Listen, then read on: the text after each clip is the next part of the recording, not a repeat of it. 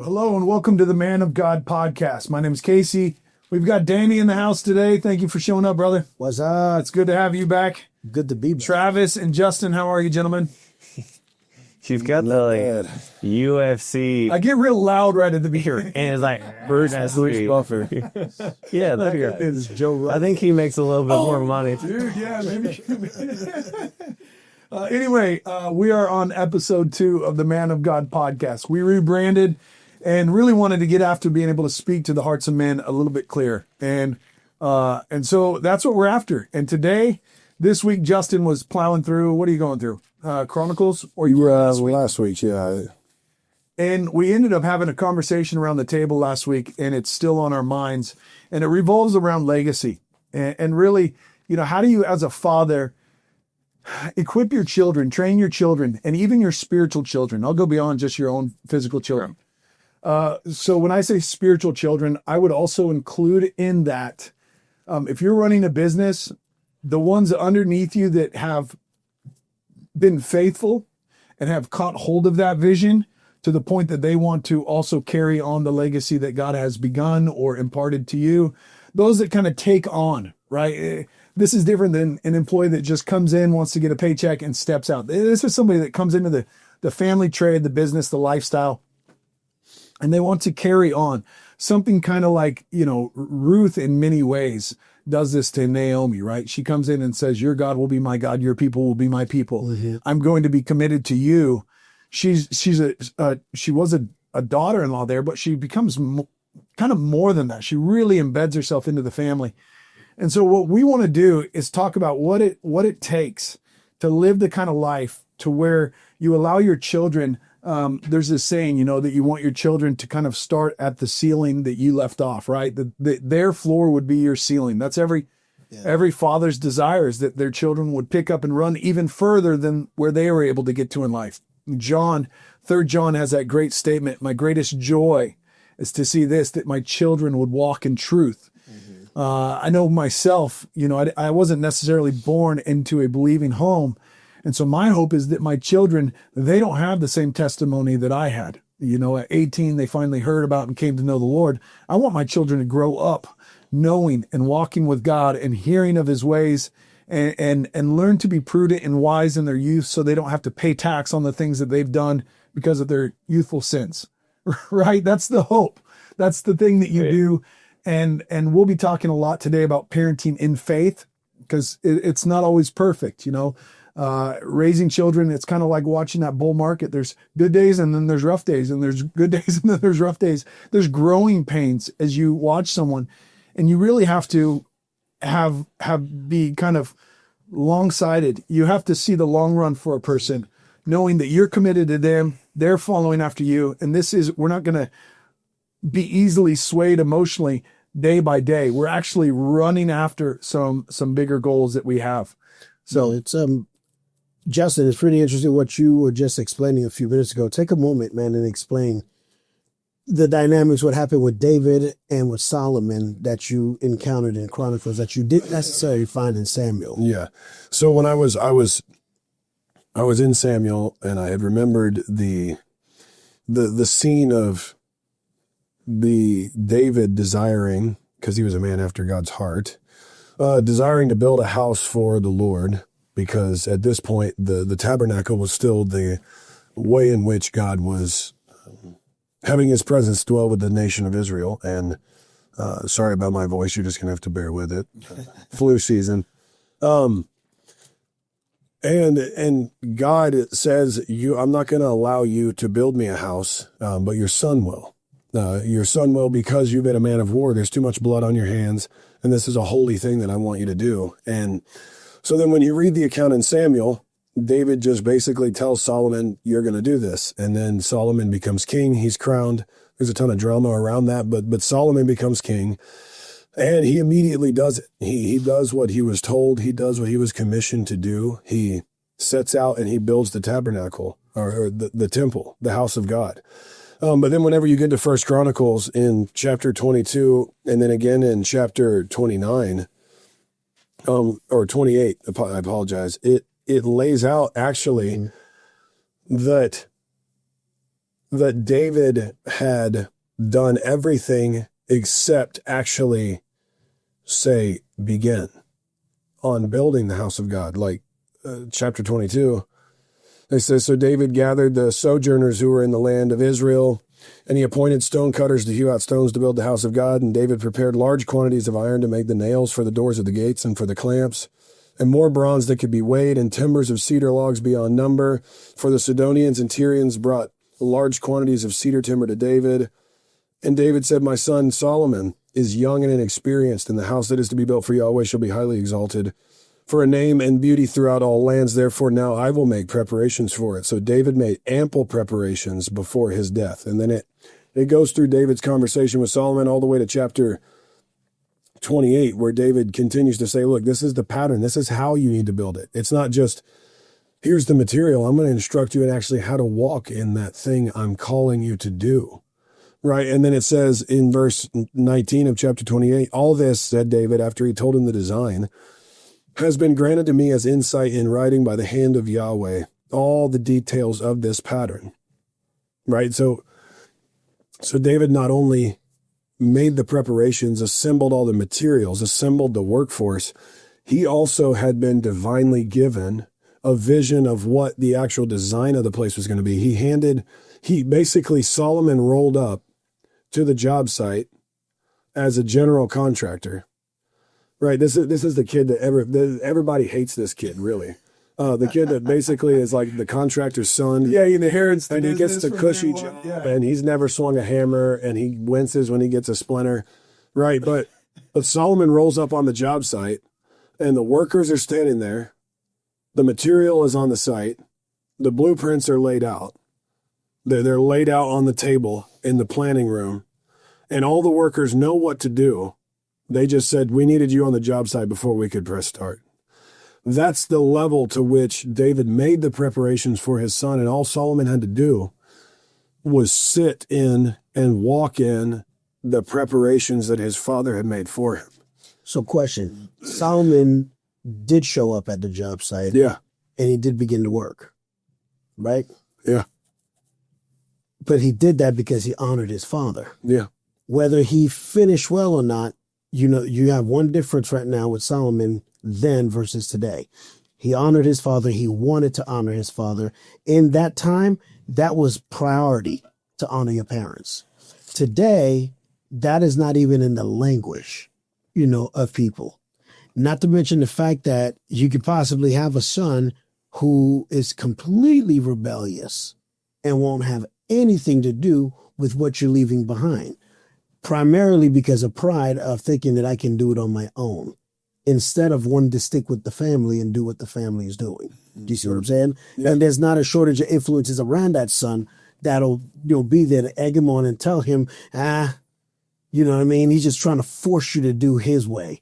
Just break off and go do your own thing. So you have a culture out there who completely is against following legacy, honoring father, honoring mother. You know what I'm saying? So what do you do now if you're a David and you end up with a Solomon from today's period? Well, I feel like to answer that, I kind of have to ask a question, and it should be convicting for the father. Theoretically, no, you can point a child in the way that they should go. Ultimately, the man's going to choose his own steps. He's going to do what he wants to do. But if you have been the man that God's called you to be, and steward that well and been intentional, your son shouldn't be. I'm not saying that's going to be the catch-all every time, so I'm going to clarify. That's not the catch-all every time. But if I come home and choose to hang out with my son, he's into dirt bikes right now. I don't know how to fix dirt bikes. I'm asking Casey. I'm learning how to fix dirt bikes. But I go down there and we break parts together and bloody knuckles together and laugh versus me go upstairs and drink a beer and sit on the couch. Me be stressed and angry because of my day and take it out on him. So a lot of, I think, why we have wayward sons now and sons that are resistant and don't honor fathers, not the entire case, but a lot of it has to do with fathers aren't like how David was. David was a man after God's own heart. David was a man that led men into battle, and when he messed up, he came back to God, and he loved well and fought well, and men admired him and respected him and wanted to follow him. a lot of dads aren't like that right now. Yeah. Go ahead. It's Well, tough.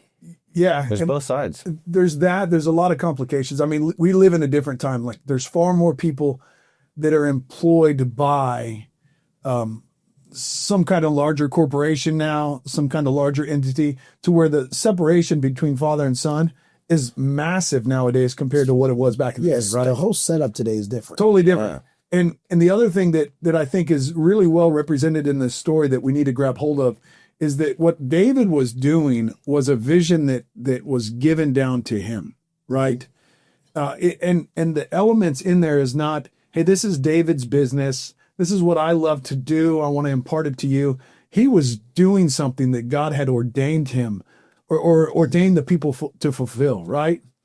And so in that, what David was a part of was something much bigger than even David, right? Far bigger than David. And I think today, that's the piece that gets so lost in our modern culture, is that it's become very difficult for fathers to impart to their sons why they do what they do.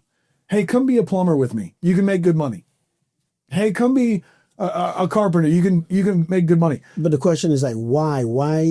If we don't identify the mindset in the kids and in the culture, we're never going to quite understand why is it like when you got a father who's a plumber and he looks at it and says, come with me, right? Let me show you how, let me teach you this trade. Yeah. And the son's like, no. But think about, I agree with you, but I think we're thinking of if we start there, we're looking at the 16-year-old to early 20-year-old that thinks he knows right. Mm-hmm. But if I have Reed from the time he was 3 and he came in and unlocked the garage doors with me, helped clean up. Why are we doing this? I didn't make this mess. These kids made this mess. Well, this is going to be your place one day. If you are being the father that God has called you to be, and I'm not saying if you've messed it up, you can't redeem it, but we need to be aware of that as men, is like, it's on you. You're the head, you're the leader. Where your son is or your daughter is because of you. Whether you've done well or haven't done well, you can change it. God can redeem it. Jesus came and saved everything. Like he's the answer to fix it. But my son, and sure, some people might say he's young. He'll change his mind. He'll change his mind a million times. But my son, since he could talk, wants to run the gym, because since he could crawl, he's been in the gym. And I've told him, this is yours. You need to fix this. We need to oil this. We need to change this so you don't have to replace. And it's been that legacy. It's been that mindset. This is what God said. This is why it's kavod. It's not just a gym. We're doing this. And I have spoke that over him the same way David spoke over him. And Joseph's dad was like, you're set apart. You're different. You're going to do this. And look what Joseph ended up doing. And the last thing that David said to Solomon, I've said this a million times over the podcast, but like he's about to die. He's laid the framework to build the house and do all these things. And this is his final commission. But I would venture to say, this is my assumption, this has been his instructions for Solomon his whole life. Mm-hmm. Be strong, show yourself a man, and keep the charge of the Lord your God, walking in his ways and keeping his statutes and his commandments, his rules and his testimonies as written by Moses. And he goes on to say that he'll bless you in what you do. That's how David started. David got a glimpse of God and loved God, and like that was it. And so David's learning how to put God in everything.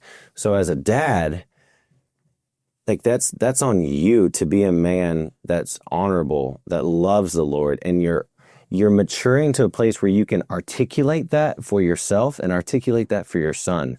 You're bringing, like right now, for me to prepare Reed, I'm kind of squirreling, but I'm coming full picture. I know whenever I was a young man, my dad was super busy, worked all the time. He brought me to the job site, but he was doing the job to make money to feed us. He didn't really get a chance to teach me. Mm-hmm. So whenever I was a young man, I didn't know, drill. I didn't know any of this stuff, and I feel like an idiot. Yeah. I hated it. And I was like, I'm going to show my son this stuff, and he's going to know it. That way, when he's a young adult, he knows how to work with his hands. He knows how to manage money. He knows how to lead. He knows how to talk. So since Reed was, you've been there with the pictures. He's had drills in his hand when he was 3, throwing knives at trees with me when he was 3. Like literally, I have pictures of this. He's always doing it. So now he's at the house. He's reversing my truck up, throwing trash in the back. He's bringing me the chainsaw. He's weed eating. He's mowing. He's doing things that I did 10, 15 years later. But I knew how I felt whenever I was a young man not knowing. I was like, he's not going to do that. Okay. So I'm paving that way. But like we have to, that's more natural for men to see. Yeah. The spiritual side of that is like so arbitrary, like because men themselves don't have resolve and confidence in that area for themselves, let alone how am I going to articulate this to my son? So, so then I have a question for you guys. I'm listening to a guy, Dan Moeller, and he's having a conversation with the Lord. And it's because his son's on drugs. There's all kinds of issues going on, but Dan is pursuing God with everything in him. Yeah. And so he's feeling bad because he didn't feel like he led his son correctly. Sure. Even though he tried. Sure. But in praying to the Father, what the Father says to him is, Dan, am I a good dad? And Dan was like, well, of course you are. He said, but am I the best dad ever? And Dan was like, yeah, of course, Lord. Like, why would we ask that? He said, if I'm the best dad ever, but yet all of my kids are not running to come sit in my lap. What was he saying to him there? Yeah, that's a lot.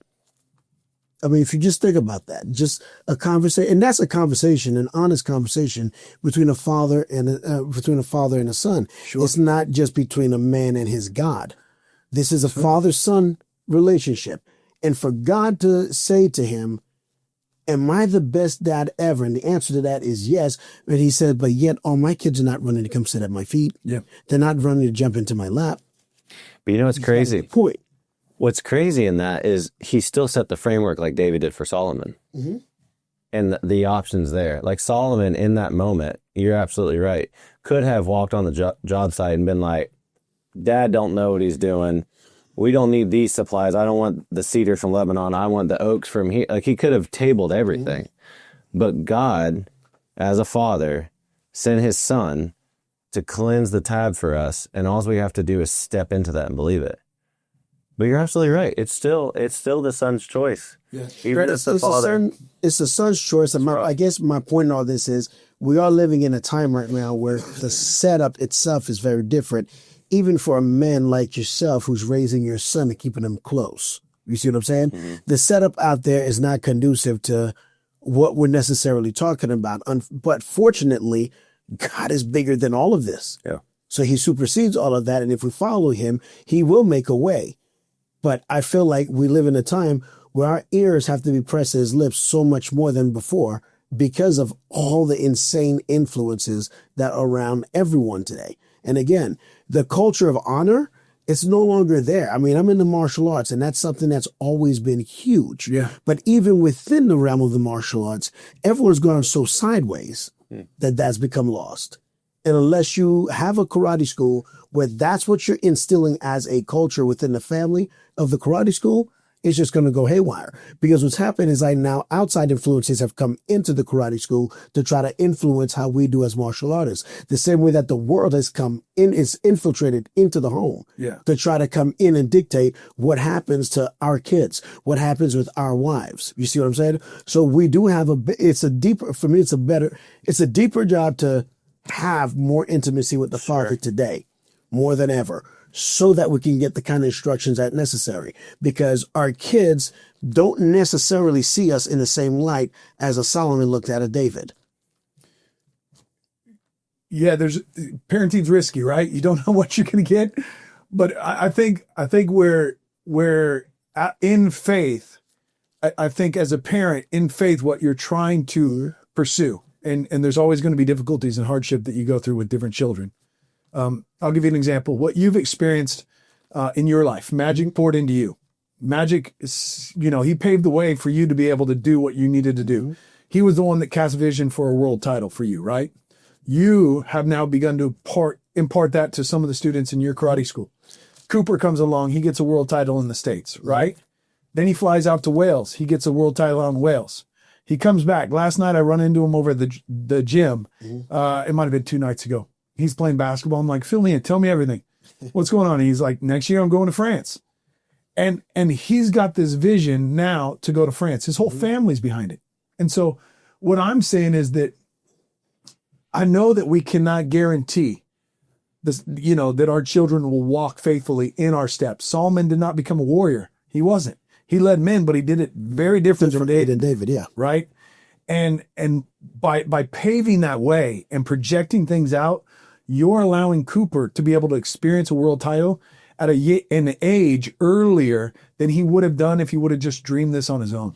Which was the goal. But that goal came as a result of wanting to honor my dad. That's what I'm saying. So what happened for me, for example, with Magic, Yeah. he came into my life when I was, 24, 25 years old? Yeah. You see what I'm saying? He came into my life at a time where I was in desperate need of somebody to grab a hold of me. So as an adult, this man had raised me as an adult and taught me as an adult really what I was supposed to be learning from my parents when I was a kid. Sure. Right? But I honored that because somebody took the time. Yeah. You know, it was a big deal to me because for a man to just come out of his way, of his stature, and decide that one right there, that's my boy. So This one is mine. You see what I'm saying? But then it was the words that he spoke to me. yeah.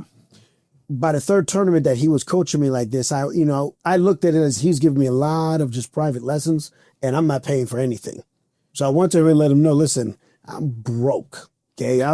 Matter of fact, I'm just broke. I can't even afford the KE and broke. Okay. And I'm explaining to him, like, I don't know how to repay you for this because I can't pay you for all this that you're doing for me. And he laughed at me. Right. He says, listen to me. One day you're going to see something in somebody else the same way that I saw in you. And when you see that, you're going to do for that person exactly what I've been doing for you. But you're going to see it across the board. He said, so you see, you don't have the kind of money that it takes to pay me for what I'm doing for you. You're going to spend the rest of your life paying this debt back. Yeah. But what he was saying was not making me feel like I'm a slave to him in some way. What he was saying is, no, you're going to spend the rest of your life doing the right thing. And I chose to continue in the martial arts to do it that way. I could have done it through another company. He would have still supported me. But the point of the matter is, when he spoke that to my heart, that meant, he's taking his time to do this for me because he trusts and believes that I will do it for someone else. And I took that to heart. You see what I'm saying? I didn't just look at it like, well, I'm glad I'm getting all this. Now I'm going to go do my own thing with it. Sure. So imparting, like the sixth commandment, whether you recognize it or not, to honor your mother and father, when that gets imparted to the next generation, that's kind of one of those stepping stones that helps you know, okay, now like the handing off of that baton can take place. Where dishonor exists between child and father, Yeah. it's very difficult to pass those keys down to that next generation. And I think It is. that's a lot of the missing piece in our culture, is that breakdown of honor and dishonor, right? You see a lot of that. But I truly believe if more men embrace the culture of honor like we read back in biblical times, Sure. we would change the tide of everything that's happening. Sure. But the question now is not so much for the sons. How do we get men to embrace this culture in such a way that it affects not just their own sons, but all the young men that come across their paths? Sure. How do we get a larger group of men to embrace that in our culture in this country? What do you see? You've been quiet for a while. Yeah, I'm just trying to, wrap my mind around everything and think, it's interesting because I think on one hand, we inherit much from our fathers, right? I mean, we walk and talk like fathers that we've never met for some of us, right? And we inherit much, and we often expect total course correction in our lifetime. Yeah. And I think God is faithful to correct it over the course of a long time. That there might have been things that maybe your dad was a complete bum, and then you're like half a bum, and maybe your kid won't be a bum at all. But the reality is that God is still faithful in that. And I think recognizing that and resting in that you're going to get things wrong and you're going to hand down some bad things, but pray to God that by faith, your kids will not struggle with the same things you struggled with. But there is also the reality that you have to find those areas in your life where there's stronghold sins and their patterns of weakness that you don't want to hand down to your kids and that you do want to correct. I mean, David didn't have one wife. He should have. God never commanded polygamy. He was against it. So why do we get Well, all Solomon did was do what his dad did. He just did it a little bit more grand. Yeah. Right. And so when we introduce areas of compromise into our homes by means of our fatherhood, those are areas that can potentially fester and grow one day, right? Those are areas that can be taken and run with. And I think honesty and transparency and nearness and repentance, all of those things being done from a father to a son closely will produce a lot of faithfulness. Like keeping your kids near you from a young age and trusting God that they're going to remember your repentance and your asking of forgiveness more than they're going to remember the sin that caused it to in the first place. And recognizing that if you give them an option to follow God, that's sowing a seed of a root of bitterness and a seed of doubt. And you can look at the end of Joshua. Moses told the people, follow God or die. And I know that's hardcore for us because the only thing I remember from elementary school is my teachers asking me, what do you want to be when you grow up? Who cares? Be what your dad wants to be. Be what your dad is. That's why people had names like Mason, because they worked with rocks, because you did what your father did. And we introduce this individualism into our kids instead of telling them, this is who you are. And Moses told the people, you will follow Yahweh. You will. You must. Why do you think we're so afraid to tell kids today, this is who you are? I think it's because of the individualism. I think there's some theological confusion that I don't know that this is necessarily the time for. But I also think that there's a rampant individualism that says and I think they're connected, the theological and the individualism, is that we have a view that our children are members of the kingdom of darkness until they repent and believe sometime in elementary or middle school. And then they continue on being justified by works so that we actually believe that their baptism was actually true. When in reality, like I've said countless times, salvation is more like that dimmer switch over there than it is like that light switch, right? We look for a light switch moment when in reality, the path of the righteous is like the dawning of the sun that grows brighter and brighter until noonday. And there's a reality where we should be instilling our kids. My daughter from age 2, 3, I said, who are you? She says, I'm a child of God. Well, why is her faith any less real than my faith? She means it. She's just not as mature as I am sometimes. Right. And so for me, when we look at Joshua says, put away the gods from beyond the river if you want.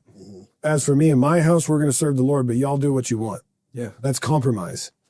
Then they died, and then there arose a generation who did not know Yahweh, and they did not know his works.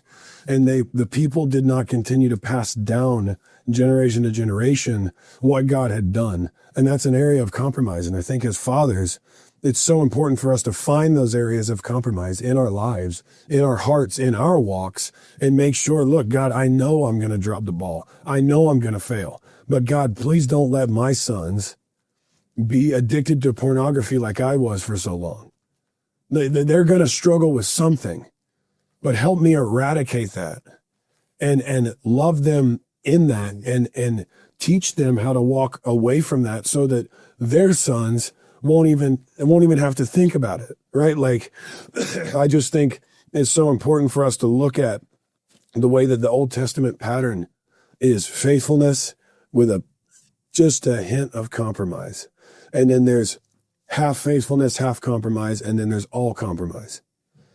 But then God turns it back around and the pattern, he says back the other way, right? And for us as fathers, it's so important that we are honest with ourselves and go, look, not everything's going to be fixed in my generation. I mean, Sam, our fellow pastor, I love that example. His grandpa on his dad's side was a total scumbag, just the worst man you'll ever meet.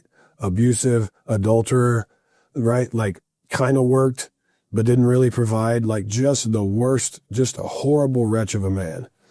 Then Sam's dad, right, this man's son, was just loved the Lord, but never sat down and told his son about God, never sat down and told Sam about, he did what he knew how to do. And he was a good worked, man. He worked hard. He loved his wife. He was faithful to her. He loved his kids. He supported them. He loved the Lord. He prayed for them, but he didn't know how to lead them spiritually. And now you have Sam, who is faithful to his wife, who works hard, who loves his kids, who prays for them. And on top of that, now he is seeing the example of his father, but saying, I want to pour into my kids spiritually as well. Yeah. Right? I know that that's what I was missing. And now you see this generational redemption, and there's so much hope in that. And I think that's where, for us as men, our pride wants us to have everything fixed in our generation, but we should rejoice, as David did, that the glory of our sons would be even more than the glory of our lives, that we would see, I might be dead, but I'll know from heaven that my son built the house of God,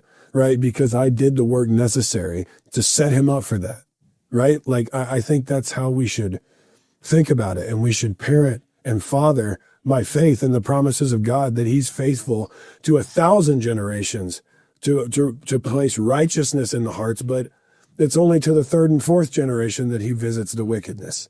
Right? It's not to the 1,000th generation. He resets that. Right? It's to the 1,000th generation that he's faithful. Right? And so we should have hope for wayward children. Right? We should have hope for prodigal sons. Right? We should see those prodigal sons as sons nonetheless. He never stops being called a son. He's called a son all the way till he returns. Yeah. And I bring that up mostly for our viewers. The reason why is because these men find themselves in these positions, and there's not enough answers. There's too much question and not enough answers, so to speak. You see what I'm saying? I'm asking a question, and I'm sure it's going to be on many of your hearts concerning, like, how do you do this? Yeah.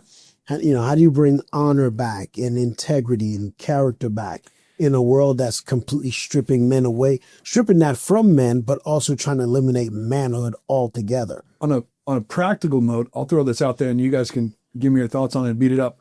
On a very, very practical note, I think that our culture, especially over the last, I don't know, you might say 50 years, 60 years, we have bought into a system that actually sends off our children and causes them to find a new people. And this is what I mean. When you exalt things like college and college degrees, when you exalt certain things like athletics to a point that is like the tip of the spear of what you could achieve, what you could do, what you could become, when you put it in your child's mind from a young age, middle school, then into high school, and then that dream becomes, I've got to go off to college. You send them at one of the most delicate times of their life. 18, 19, 20, 21, 22, 23, the most delicate times of their life. You put them in a world where they don't have their people, and they don't have their head anymore, and they don't have their mother's nurture. They have zero accountability, and they're in a world of just their peers, and they are told to go find and build their own people. And so you cause them in many ways to be orphaned, and then you expect them, or you're shocked that they actually don't come back home, that they drift off and then they go buy into something else or start a career doing something that's totally detached from the family business, and you see them once or twice a year, totally separated. And I've not lived through that cycle yet. My children are not in college, that college age, but we're on the front edge of beginning to have those discussions of really how important is this? And I think that's a very practical thing that you and your wife should have a conversation around, is what kind of seeds are we putting in our children's lives and expectations? Because if we're not building something that is worth them wanting to be a part of, then you're inclining them to want to look elsewhere. And if you're also telling them it's really good out there, the grass is so green, you just got to get a degree, you just got to get this, you got to go do that. If you feed that mantra to them, man, it's honestly like saying, look, I know our God is cool, but there's gods out there that will give you, they will give you prosperity, and they will give you wisdom, and they will give you opportunity. And there's experiences out there that we don't get to have. Like, that's what you're feeding them. And I think that is a very a very dangerous thing. I don't think that that is something that necessarily Christians, we should just take whole side, like just at large, we should just buy into that structure. I think we should question the health of it for our families. I think so much of it, and it's so simple that we tend to not want to do it, and we want to go do something else. The ability to teach your kids how to love the Lord and to delight in him. David said, there's one thing that I ask of, that I would gaze upon the beauty of the Lord and inquire in his temple and to live in his house forever. If we can instill them understanding who God is, Yeah, that's good. loving who God is, getting in their Bible, you could train wreck. You could become horrible today. But if you put those principles in your kids, there's hope. Yeah. So the college dynamic, what their job, their career, who they want to marry, what sport they want to do, like all of that is filtered from their time with God. Who they say, what God's called them to. If I tell Reed and build him up, you're going to take over the gym and honor and everything, and God has called him to go do a specific trade somewhere else, then I haven't equipped him. I need him to hear the Lord. I need him to read the Bible. I need him to fall in love with God, because then he has access to the one who has all the answers. Yeah. And if I do that, then I'm like, hey, what do you want to do? He's like, I don't want to go to college. I want to do this. I'm like, okay, well, why? And then we go down all these rabbit trails, and this is the tether. This is the anchor. Yeah. If he doesn't have access to me, I'm like, what would God do? And he's like, this. Like, we were in Lowe's yesterday. We were looking for something. And I just hear this lady like, like sound like she fell. And we look over, and she's on crutches trying to get a bag of bird seed. Oh. And it fell. It missed her cart. She was trying to just slide it right into the cart. I looked at Reed, and he was handing me everything in his hand, and he's getting ready to go down there. Yeah. But like, it's just reps of that. And later, we were talking about it yesterday, it blew my mind. I grew up not rewarding the bare minimum. Like, I wasn't rewarded for doing the bare minimum. It was like, that's your task. Like, fold your laundry. You're not going to get paid to fold your laundry. It's your laundry. That's what you do.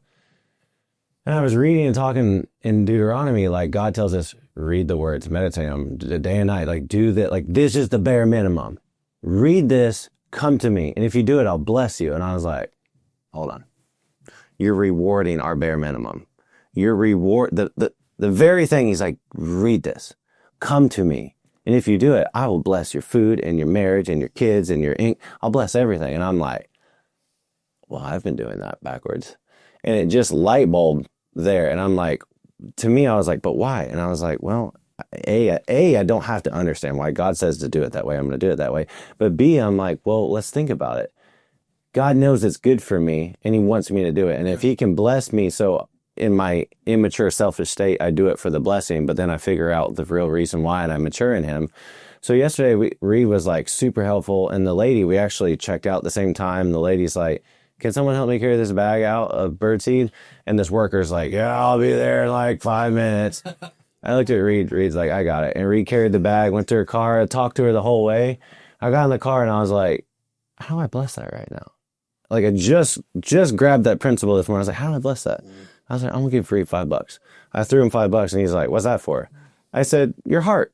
I said, you're not going to get $1 every time you do something good, but like, understand, like, that's a blessing. Like, and you could tell he was like, huh.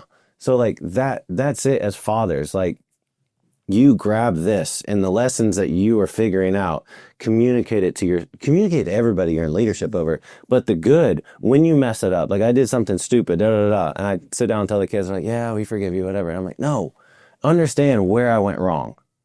Understand what his standard is and how I missed the mark. I'm asking for forgiveness. Next time I'm not going to, and they're seeing this. So then whenever they are in your house, not in your house, they're choosing to go to college, whatever it is, they're like, what's God saying? Why do I do this? This becomes the filter, and you've set them up whether you die tomorrow or not. If Reed does not take over the gym, but he walks with God faithfully, it's great. You're good. Yeah. I've told him since day one, I don't care if you do the gym. Yeah. I said, God's first. And I said, family second. Yeah. I said, the only reason that I would want you to leave this town where your entire family is. Like, Yeah. Lid's side, my side is if God calls you, and if God calls you out of here, I'll kick you out of the stake. But like, other than that, it's God and his family. I said, you don't leave to go create something. And I've had these conversations. Like, I see so many of my friends, they don't have relationships with their parents. Their kids don't know their grandparents. I said, you're missing it. Unless God has called you specifically to go do something, you're missing it. Yeah. It's here. And when we have family get-togethers, we always joke, we're like, oh, family, they're here all for hours, they're loud. But he's like, I like that. I miss hanging out with da-da-da. I want to do da-da-da. But you've got to put that language in front of them. And this is it. Just, it's so simple. Don't miss that. So I bring all this up because they're difficult questions that need answers. It's good for men to hear so many different perspectives, but really ultimately, Jesus Christ is the answer. Jesus Christ and him crucified. That's the answer for all of this. If we follow him, he will impart to us what we're supposed to impart to the next generation. Yeah. If we don't follow him, well, we're taking really what the world's given us and sprinkling a little Jesus on top of it to call it okay. And that's never good. That's not a solid foundation. So even though what we brought up here, what we discussed here today is super important, and yes, there's probably a ton of men out there who are having the same questions. It's good that, you guys get to hear these different perspectives, but always realize ultimately Jesus Christ is the answer for every bit of this. And if we don't get ourselves back to a place of honoring him so that we can understand how to honor each other, it's not going to work. You can't honor each other without first learning how to honor him, because when we honor him, he shows the right response of being honored. Yeah. So when the time comes when somebody's honoring you, you also have the right response. It's not an arrogant thing, you're not being a meathead about it. Like, you realize like there's something that goes along with that. And when you have little eyes that are looking to you and wanting to honor you, it puts you in a different category to where you got to walk out of the house and go get some stuff done correctly. You see what I'm saying? Or else you're failing. The fact that they look at you that way, sometimes the little eyes are looking at you because they have the ability to see more in you than you see in yourself. I know it's kind of crazy to think that, but it's true. And if they can see that in you, you don't have the right not to see that in you. I heard the sentence, I cannot afford to have a thought in my mind about me that God doesn't have in his mind about me. He's a standard for everything that we're talking about. And again, it looks different, yes, because we are living in a culture that does not cultivate honor anymore. And even within the church, we're not just talking about just out in the world. Even within the church, it's not taught enough for kids to honor their parents. It's taught more for parents to obey their kids, if you want to really get down to it. Yeah. It's taught more for parents, go by every whim that this child has, instead of realizing, no, you're the stability here. And your job is to rein them in. John is 4 years old. What are you giving him choices for? He don't know his name half the time. But you're going to give him choices on life matters without you having shown him first how to make the right choices by you making the choice for him. And a lot of parents are like, well, I don't want to make that choice for them. Mm-hmm. Well, that's what you're there for. And you will teach them through making the choices for them. As you make good choices, you're teaching them how to make good choices. But when you take a 4-year-old, a 3-year-old, and you start at that age, letting them make their own choices, you're not doing your job. They have to follow you. They got to see how you make choices. And that also means you're making choices for them. It's a hard concept today to concretize because most people are in that mindset of, well, I don't want to make my kid do anything that they don't want to. Well, you set them up for failure, because when they get out there in the world, guess what? They're going to have to do plenty of stuff that they don't want to do. Just because they get up in the morning, don't feel like going to work, don't mean you sit your butt down at home. You have to go to work. Yep. You got to make that money. You got to pay bills. But more importantly, you got eyes watching you to see how faithful you are to doing this thing. And if you slack, they're going to. We, the thing that we did not discuss, so we need to land this plane and wrap this one up. But I do want to put this out there. Gentlemen, if you're in that place where you're wrestling because your children don't honor you or your wife doesn't honor you, there's probably real reasons, and you should not neglect that and just demand respect. You can't. We have to become the kind of men that actually change our life, walk with God, look and live differently So that way, when we go to our wife and we apologize and we go to our children and we ask for forgiveness, they're recognizing that God is actually working in this man's life and he's changing. And we should not demand respect if we are not changing and becoming different. It just doesn't work. Is that fair? Yeah, You've got absolutely. to change and become God's standard in order to even expect your children to look at you in some way. I mean, the prodigal son, when he's in the worst of his times, he remembers the servants at my father's house, they eat better than this. And so if you want your children to come home, you have to have a home to where you're providing and living and loving and caring in a way to where your children, when they go astray, they recognize it was really good. It was really good back home.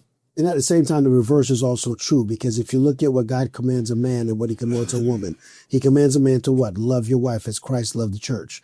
He didn't say to love her if she's lovable. No. There's a position there that he's supposed to honor and love. Yeah. Same thing, he commands a wife to respect her husband.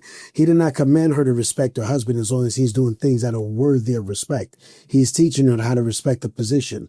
We tend to want to have people do things as long as they're being respectable, as long as they're doing this. But we're not teaching the next generation how to respect people's positions as well. And that's super important, because that's part of the way that we've lost that culture of honor, right? Honor somebody as long as they're honorable. No, you have a heart in your body. You got a beating heart. You honor them because that's what God said.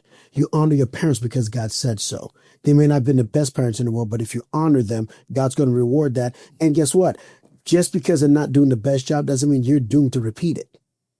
Sure. It does not mean that you're doomed to repeat it, but you still carry that honor so you can show the next generation coming up how to do the same.